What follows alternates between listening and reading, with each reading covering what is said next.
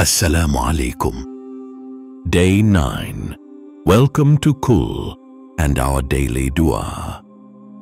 اللهم رحمتك أرجوه فلا تكلني إلى نفسي طرفة عين وأصلح لي شاني كله لا إله إلا أنت. O Allah, I seek your mercy. So do not leave me to my own soul, even for the blink of an eye, and set right for me all my affairs. There is no deity worthy of worship except you. Ameen.